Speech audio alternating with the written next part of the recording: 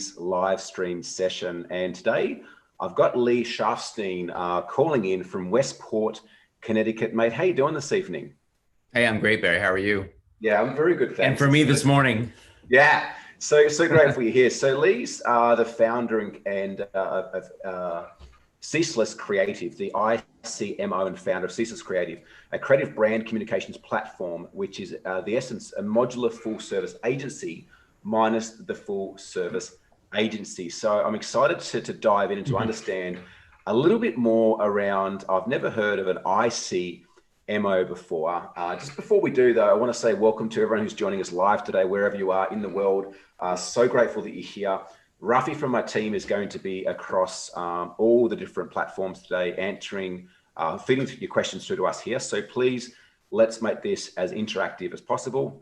Post all your questions below wherever you're watching this, and myself and Lee will absolutely get them answered for you as well. So mate, let's start with that. What is an ICMO?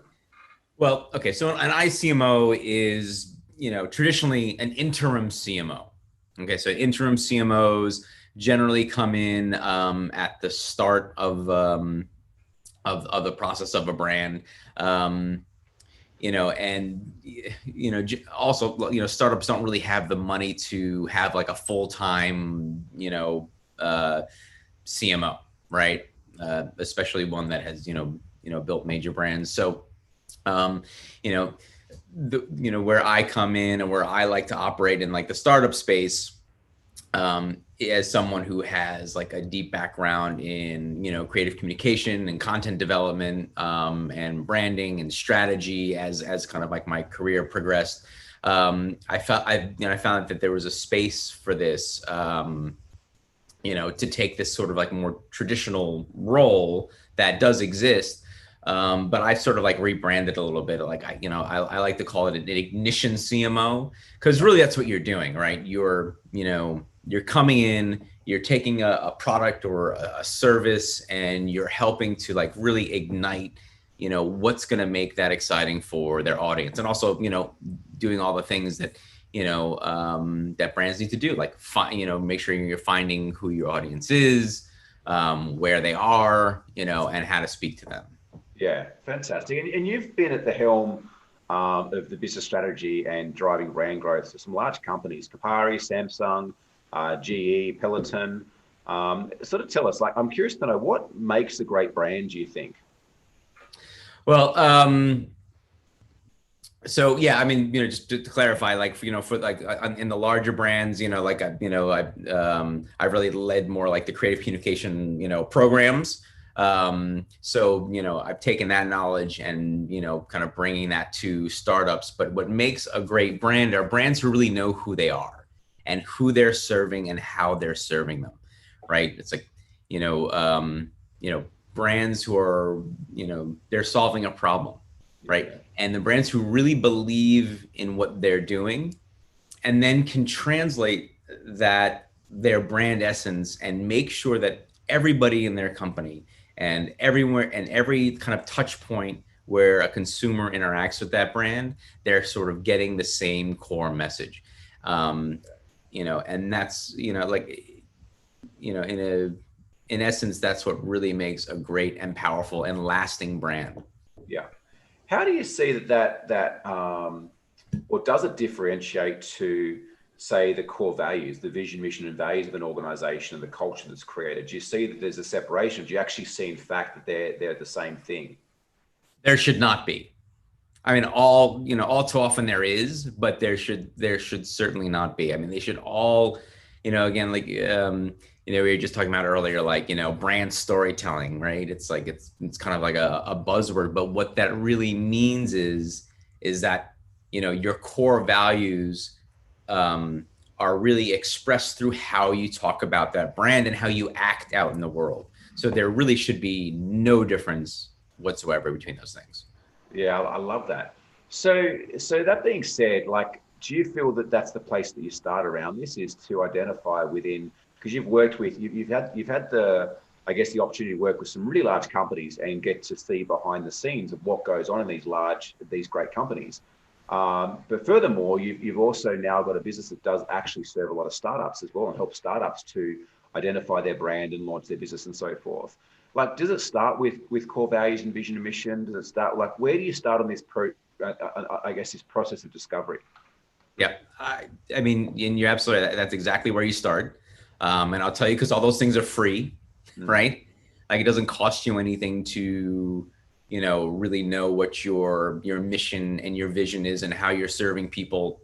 I mean, even when, you're getting into like the, researching who your audience is and what they want, and like kind of tweaking your product or your service for what you're, for your, that audience listening, right? Which, whenever I come into a brand, whether they have had a brand established already, or where they're in the process of establishing it, like wherever they are in that process, like my audit always starts with like, okay, who is your audience? Like what, how are they benefiting from your product or service?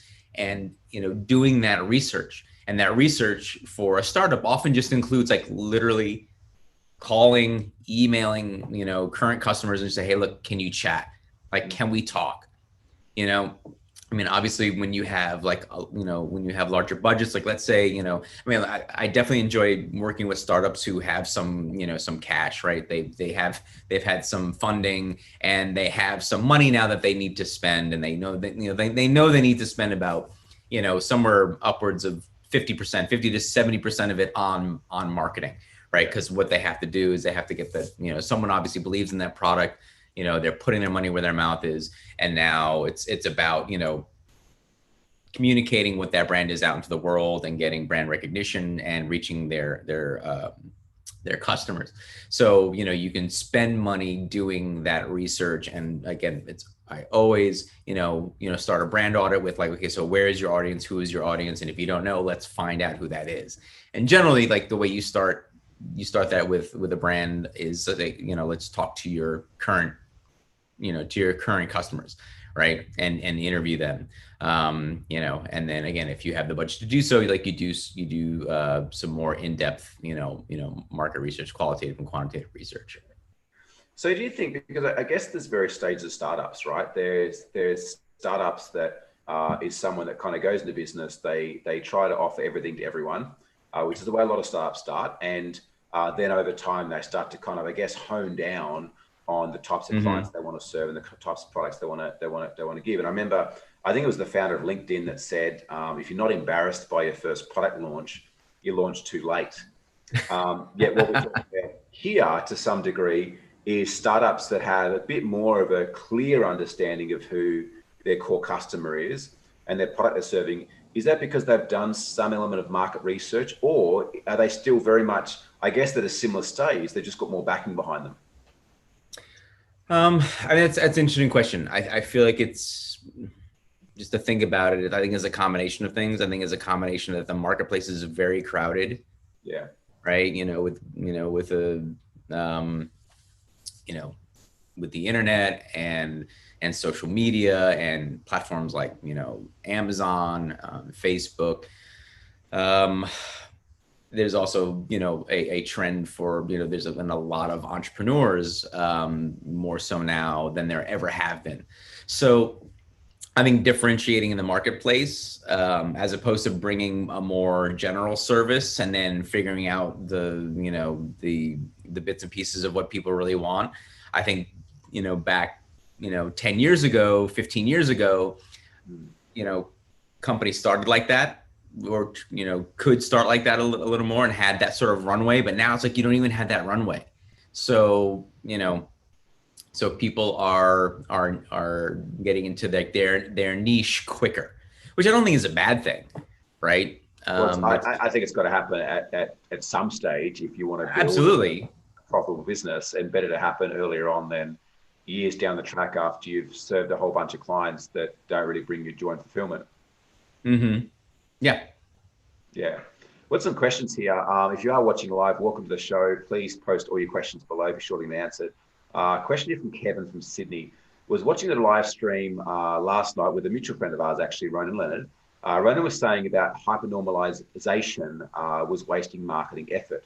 Would Lee agree that indeed there is a need to rethink how leads are effectively gathered how churn is reduced, and visitors are converted to faithful customers?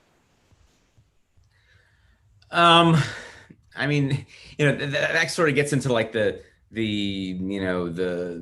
sort of like that marketing, the sausage making funnel end of things.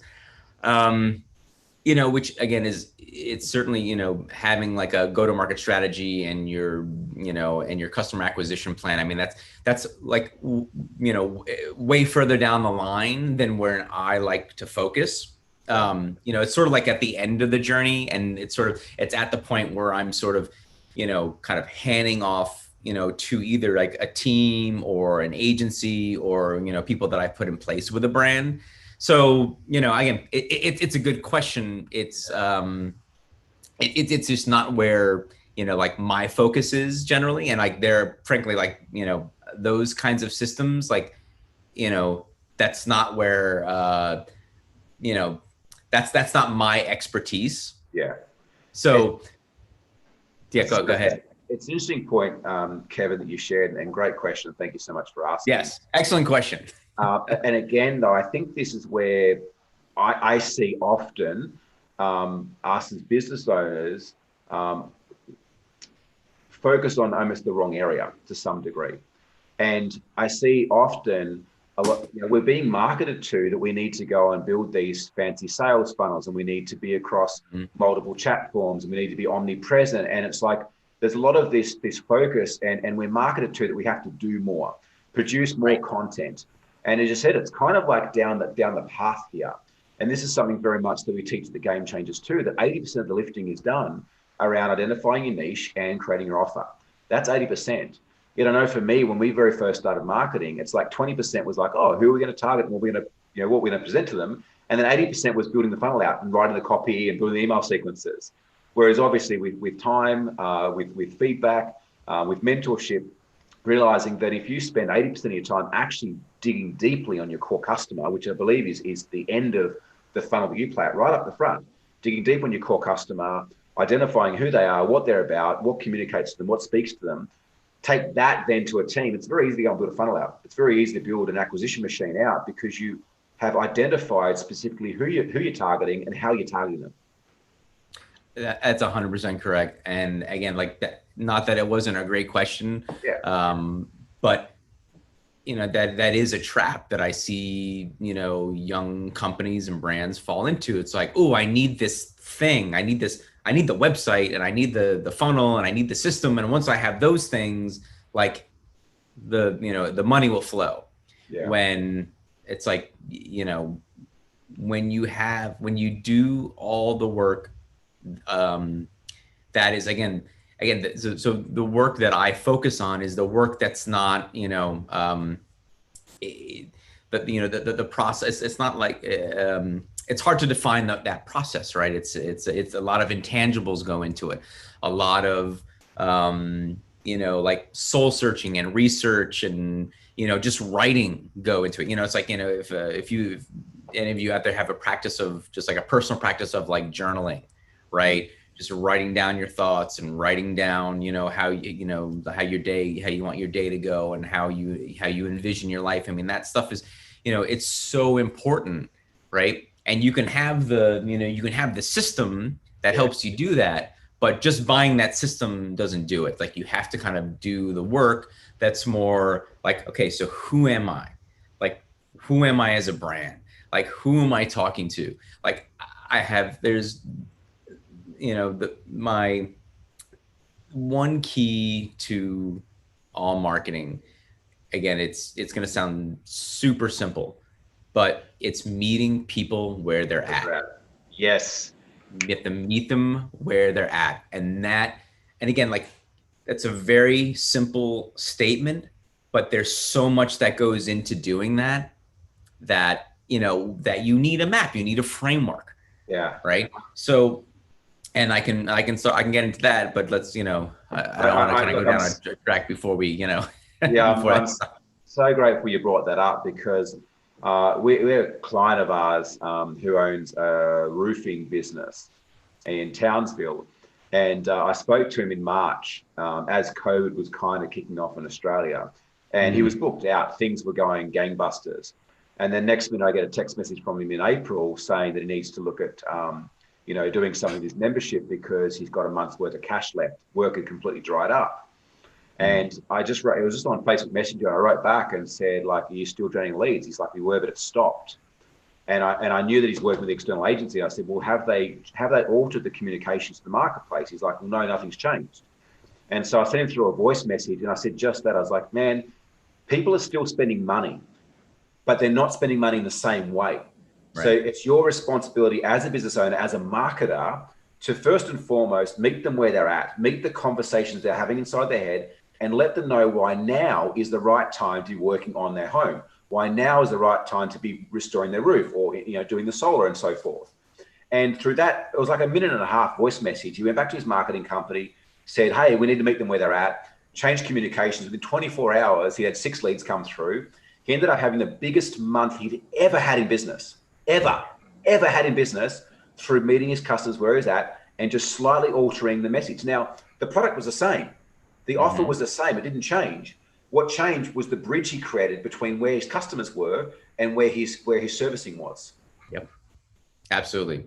And, in meeting people where they're at is, again, I mean, messaging, it's tone of voice, it's, again, depending on your product category, like what kind of, obviously there's, demographic and psychographics, like that all goes into, like where are the people when, when they're sort of, when their perception, when their brains are sort of most receptive to your message.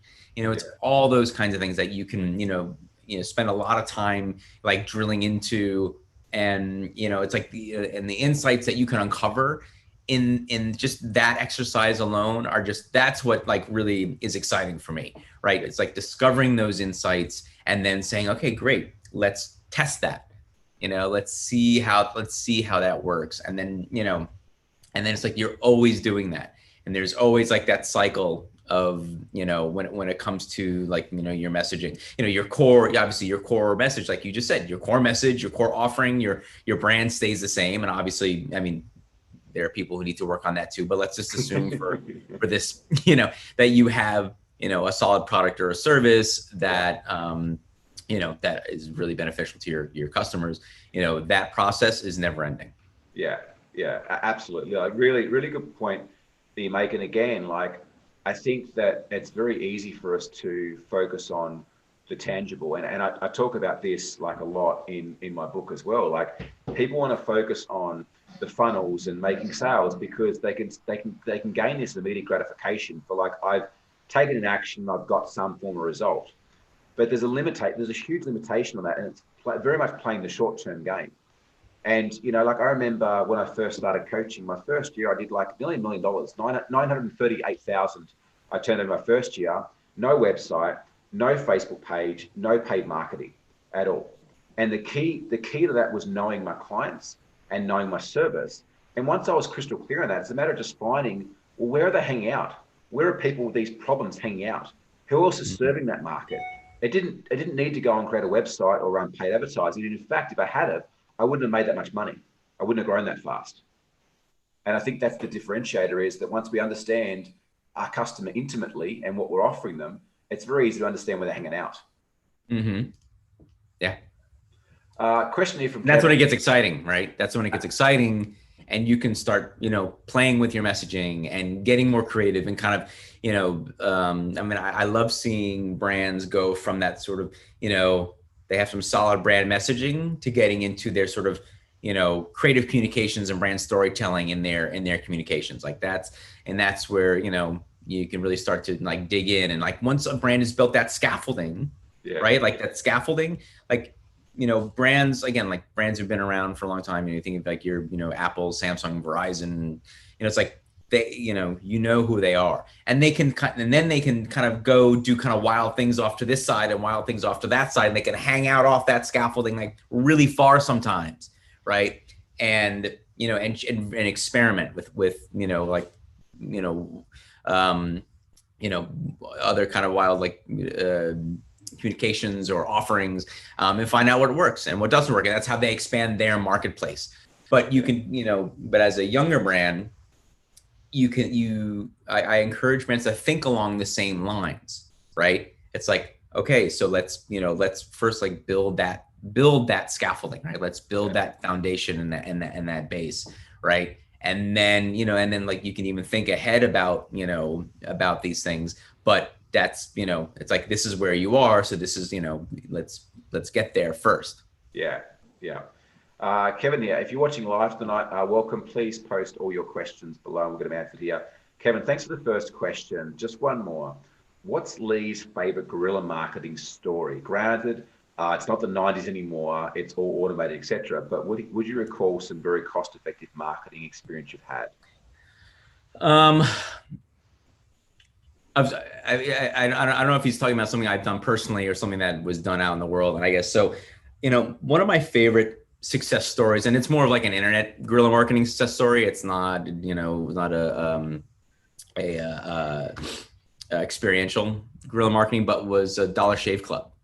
Yes. And what they did. I mean, like they, and they preceded the, the squatty potty and all those kinds of, videos that sort of went viral, even though, I mean, look, they didn't really go viral in the sense of just, they put them out there. And I mean, there was money behind that, but, it was just a very, I mean, they really did bootstrap that video. The guy in the video was like the owner of the company, and he wrote a lot of the stuff because he had a marketing background, and like, they just, talk about, taking a chance with something, and just like really, again, I'm not exactly sure, what research was done to get to the point where, hey, this is the kind of communication that we think, people will respond to, but they hit the nail on the head so hard, because they just made a great video, but it's like everything about it, like the tone. And I mean, again, talk about a perfect example of meeting people where they're at, their male target audience, the humor, just like the pain point of having to buy blades and how expensive they are.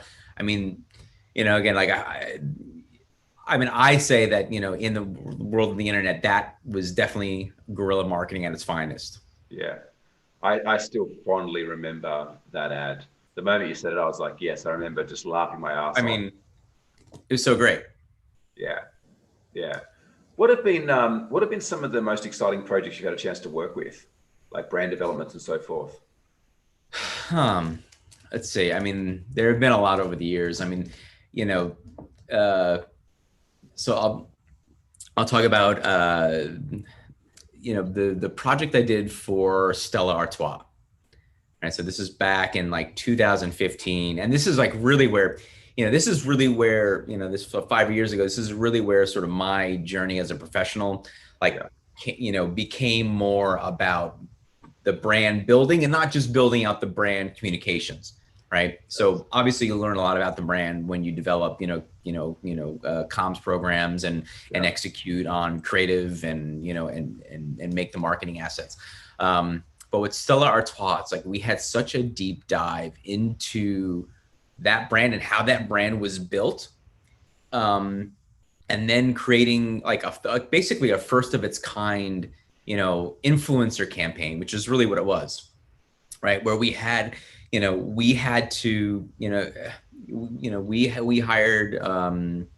something like 22 or 23 different influencers and worked in the gamut, right? From A-list, like, John Legend, to Ali Ali Kong, to more obscure, like French artists, right? So the power of that brand, was so palpable that, we as a team could basically, guide and direct, again, like, 23 influencers across the entire world to make content that was perfect for their audience. And again, not that there wasn't a lot of effort that went into that, but, in terms of like the creative output, it really spoke for itself. I mean, and, the Host Beautifully is still up. I mean, that site is still live 5 years later. Wow. With basically the same content. So, I mean, it's just a testament to that. And then, on the heels of that, my team was hired to basically create a brand for a new Anheuser-Busch product. So this was like the first brand that I birthed from scratch. which was very exciting. Now, Anheuser-Busch, I mean, they obviously had, they came to the table with a lot of that research, right? So they knew where their audience was. They knew, they knew we were talking, who we were talking to, and they had a pretty good idea about how to talk to them. Yeah. But then, developing all the, the brand communications around that, and the brand was called Best Damn. So it was like, it was originally supposed to be just an apple ale, Best Damn Apple Ale. And then the VP marketing liked it so much, he said, we're going to turn this into a whole entire platform. So it wound up being like Best Damn Root Beer, like, Best Damn Cream Soda, they're alcoholic, beverages. And that brand saw not only the fastest inception to launch in the history of Anheuser-Busch, which probably puts it pretty far up there in terms of, record-breaking worldwide. But then it was also, I think had the most successful first year of any Anheuser-Busch brand whatsoever. Wow. So, those were for me, some of the most memorable, but also, I mean, challenging projects, because again, it's like when you start from scratch and you have nothing. It was, but again, like coming off of Stella Artois and seeing how like a company like Anheuser-Busch, what they invest into, making their brand. If you look at the Stella brand book, the Stella brand book is 40 pages long.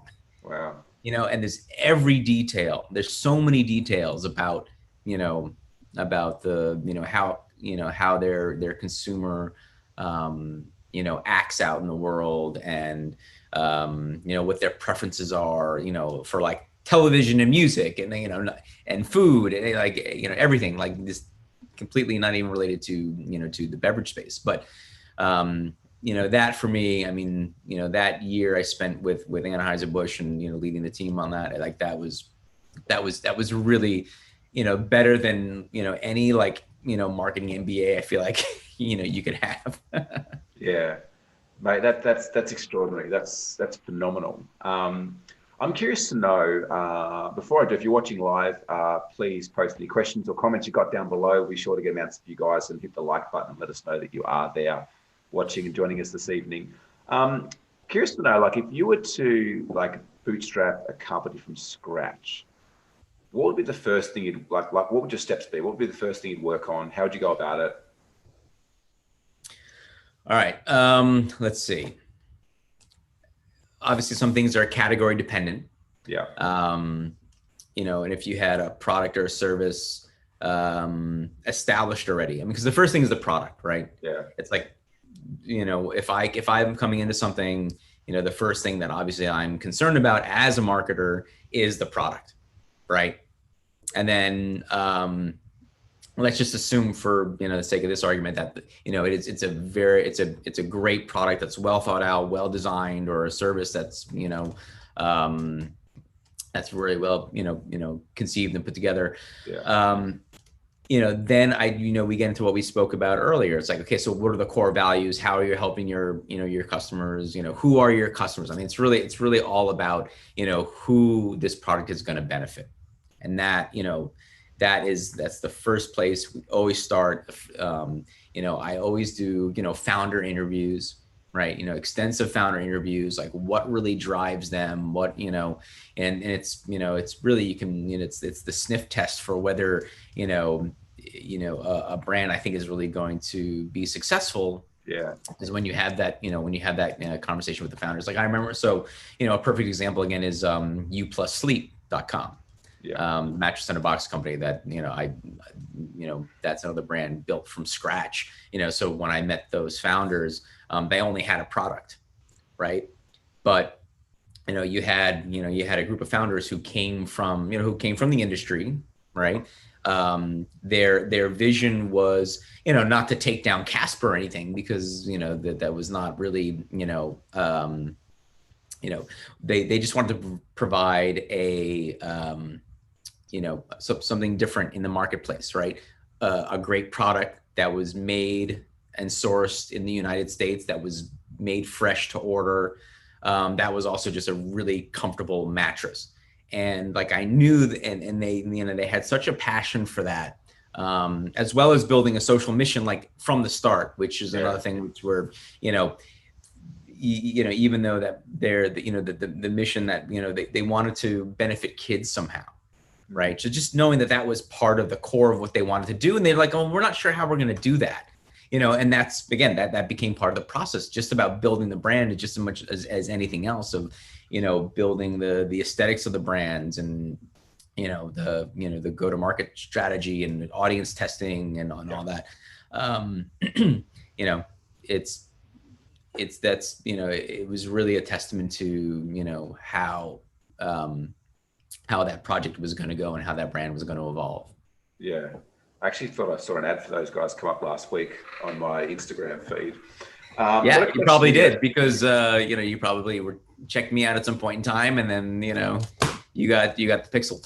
Yeah, absolutely. Laura from Brisbane. Hey, Laura, welcome to the show. With social media, online marketing, media providers, etc., developing at an unprecedented rate, what future for creative development and marketing do you predict? So what future for what development? So what future for creative development and marketing do you predict? Like obviously with social media, online marketing, all the media providers, everything else developing at a rapid rate. What's the kind of future look like, do you believe? Okay, so when it comes to social for a lot of brands, especially a lot of, younger brands, there's so much noise in the social media sphere. Again, depending on what kind of brand, you're talking about. But I feel like social media in general, at least at the beginning, is the best tool. It's a tool best used for interacting with your customers. Core customers, yeah. Right. Having a presence, again, having that presence be a true reflection of your brand is the most important thing. Not being worried so much about, filling it with content. It's like, again, I see a lot of, because, coming from big brands, like, oh, we need a content calendar that's full for the next 3 months. We need to post 2 times a week at this time, at this, that's exhausting. You literally need, a team of, 10 to 12 people, to do that. And again, like there's categories and brands, like when you get into that space and there's that competition, like you need that, right? You need that. But I feel like, the future of social, I think it's going to be, much more utilitarian in the sense that, I feel like it's going to come back down to servicing your customer, right? And really providing like a real, way to provide customer service, more so than is now. It's like, Twitter, yeah, you can tweet at some companies and get some things done, but it's not, it's not consistent. Yeah. Right. And again, just looking to the future, I feel like with AI, I think AI is going to have a really big impact on that in social when it comes to brands. I think we're going to get into things,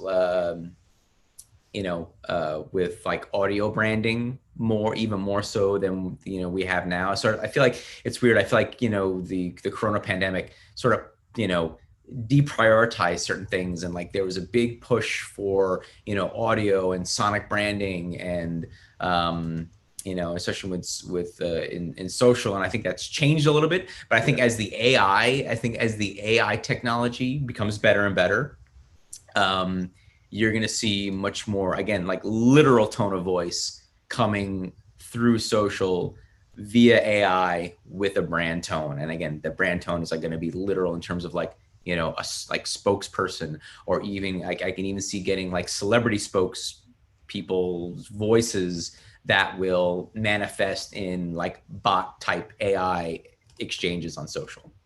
Yeah. I love that. I think too, though, the fundamentals of marketing haven't changed. And I guess the core that we've talked about today is that, like if you can really work out how to identify who your core customer is and be able to understand what need that they have and communicate that, you're always going to be able to market, whether it's direct mail out, whether it's newspapers, whether it's billboards, whether it's social media. It's like those fundamental principles haven't actually changed. What's changed is the way that we deliver those messages to our clients, and they have become easier. And yes, the marketplace is crowded, but there is still opportunities for good marketers. The marketplace is crowded with a lot of noise that doesn't necessarily cut through because people aren't spending the time to really identify who their customers are.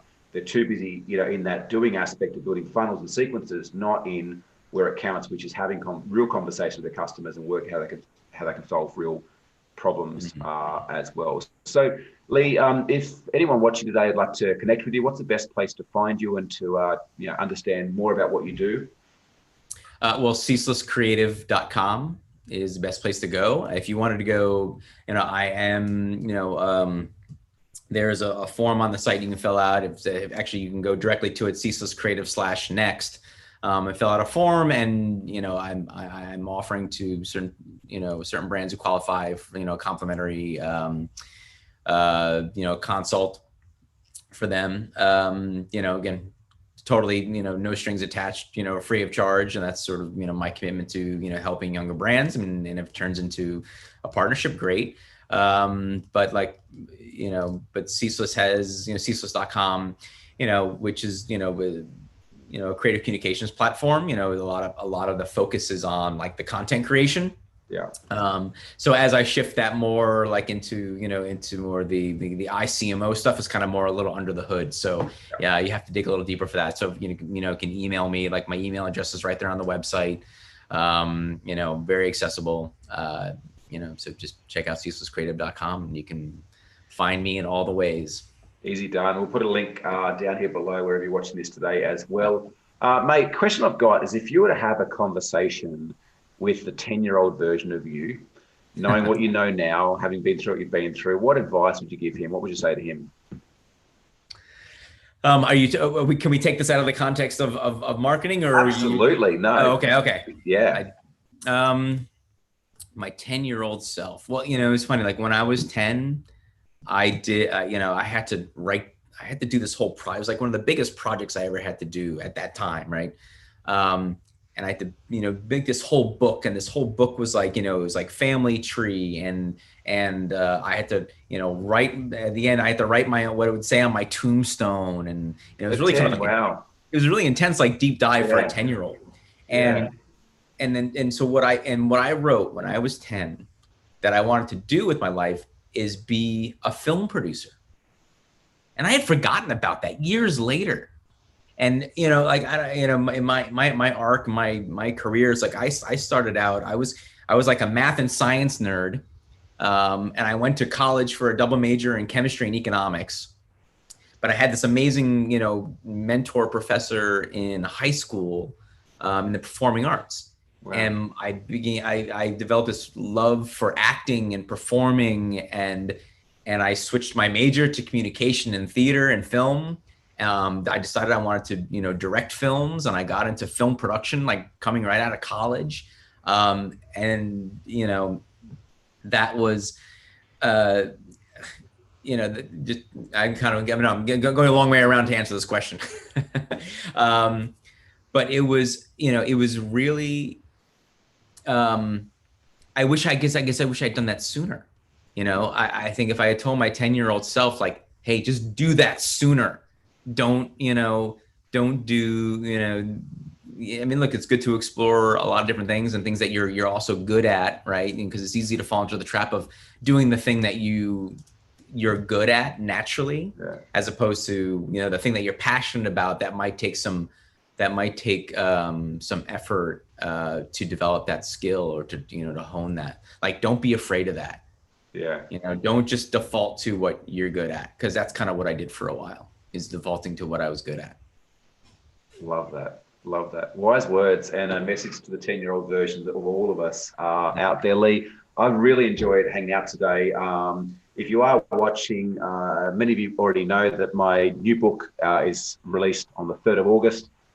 First book I've ever written, pretty chuffed. It's basic accumulation of the last 18 plus years of my experience building and growing companies, and the last 9 years of helping thousands of people around the world do the same. It's 9 steps to create a highly profitable business that can run without you. It doesn't dive into fundamentals in terms of marketing and sales, but it very much does dive into vision, mission, values, how to set goals, how to set KPIs, how to implement systems, build teams, hire the right staff. And very much more than just that, I guess the mindset shift that we need to make at every stage to build a business that works without us. It's not just a matter of putting things in place, but we have to shift who we are as business owners as well to create that. So if you'd like to get your hands on a copy, we've still got some pre-release bonuses until Monday they stop. We'll put the link below, sign up. I think it's like $22 or something US. I can't wait to get it as well. Yeah, we've got a copy getting sent to you as well. So, mate, thank you so much for joining me tonight. Thank you, everyone who's joined us live, wherever you are in replay. I really appreciate you, dude, and thanks for coming. All right, thanks so much, Barry. Thank you. Take care.